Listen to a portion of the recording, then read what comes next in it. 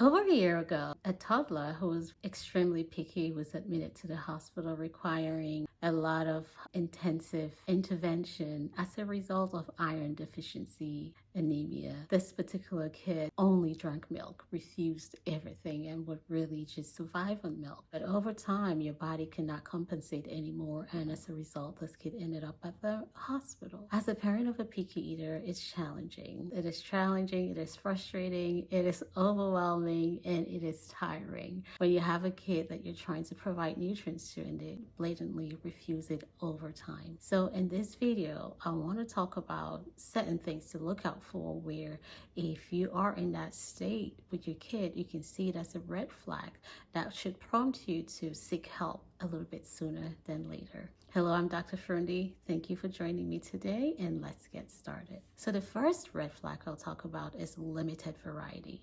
If you have a kid who's eating a handful of stuff, no more than 5 things that you're eating, that may be an indication that they're missing out whole food groups and they're missing out key nutrients that is required for their growth. And with this kid, sometimes you may start seeing where they're not growing like they're supposed to. They're not gaining weight like they're supposed to. And as a result of that, they may end up with deficiencies like iron deficiency, like the kid I talked about, or vitamin D deficiency and stuff. The second reason why limited variety is like a tricky part is that sometimes you become overload because when you eat the same things over and over and over again, your body gets to a point where they no longer need the nutrients from that. So you start getting to a point where you're not even able to eat those same foods. So then we'll end up getting from that 5 stuff to like maybe 4 and 3 and 2. And then we end up with a kid that is just drinking milk only and refusing to eat everything else. The second red flag to look out for is if your kid is having a lot of digestive issues. Are we seeing a lot of constipation, chronic constipation in clinic every day, or digestive abdominal pain, recurrent abdominal pain, and or even diarrhea where you get up with maybe pick up a virus somewhere and your diarrhea is lasting an extended period of time because that gut microbiome is not optimal. So if you have a kid who is having recurrent issues of constipation, recurrent abdominal pain, it may be due to the lack of key nutrients that the body needs or the gut needs to function appropriately the way it's supposed to.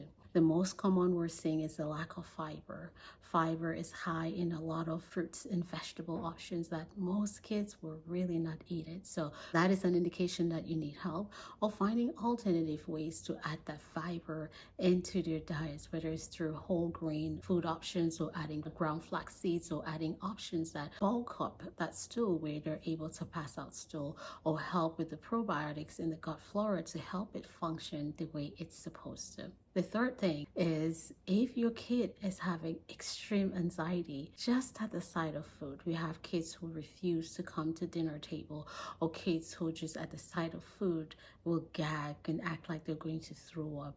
That shows that there's some serious either sensory or extreme anxiety when it comes to food. And that is real for some kids. And those kids do need help because oftentimes we're just frustrated. Come onto the table, you got to sit down and eat and stuff.